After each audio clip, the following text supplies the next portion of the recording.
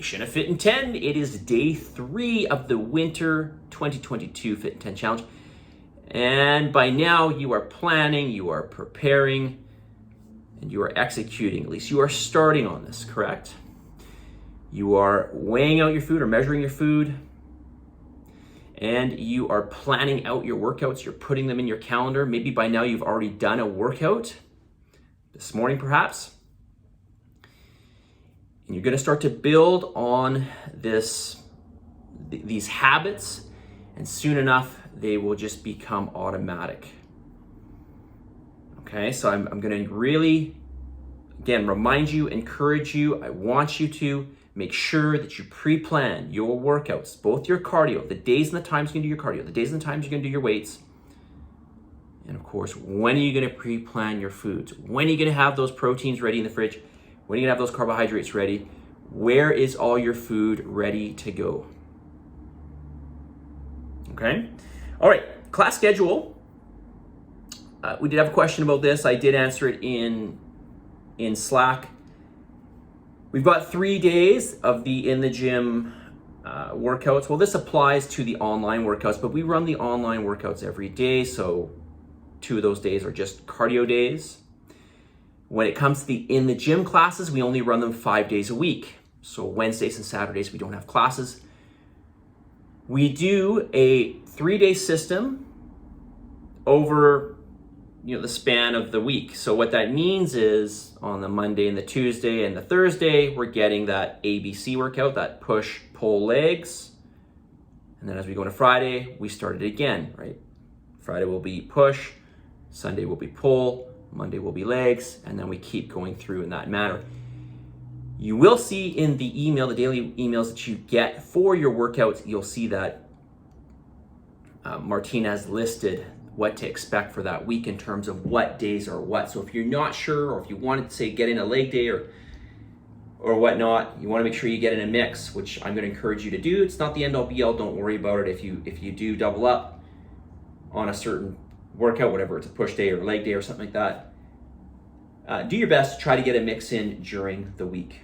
Okay, try to get one of each in during the week if possible. A lot of people have complained. I don't want to say complained. A lot of people have raised concerns about the amount of carbohydrates they're having. And ultimately, I want to just remind you that the number one thing here is going to be your calorie intake. Yes, the types of calories you eat matters. Certainly not.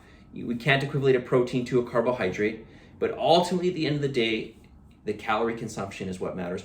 I will talk about this more in detail as we go through the challenge and why these things matter. But ultimately, it's the calorie intake. In the beginning, just so you're aware, I do tend to give you a little more carbohydrates, I do give you a little bit less protein. Fats are somewhere in the middle. The reason I do this is because the protein intake tends to be a lot more challenging for people in the beginning. They're just not used to eating a diet that is, as high in protein as it is. Already right now, we're sitting at 25% calories for protein, and that's pretty high. Okay, for the average person that's not used to this, that's pretty high. And again, we'll talk about this, why this is important in the future. Okay, I have vowed to make these videos shorter, so let's get to the message of the day. Today's message of the day is this: you don't have to be extreme to achieve results. You just have to be what? Hopefully you read that email that I sent you, because the very first line will say what? That consistency is numero uno. That is number one. Consistency is number one. Consistency is number one. I'm going to say it one more time. Consistency is number one.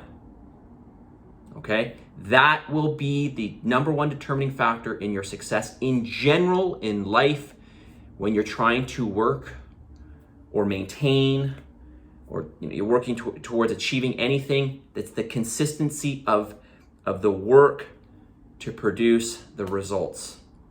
That's what matters more than anything, okay?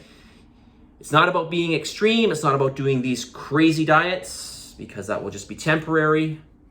It's about being able to institute something that is sustainable. And we'll talk about how this is how we can make this challenge sustainable or more sustainable or easier for you as we come out of it after these 70 days are up. These 10 weeks that will go by very, very fast, okay? Positive energy, positive vibes, believe in yourself, and for the love of God, give some gratitude, and I will talk to you all very soon. See you guys.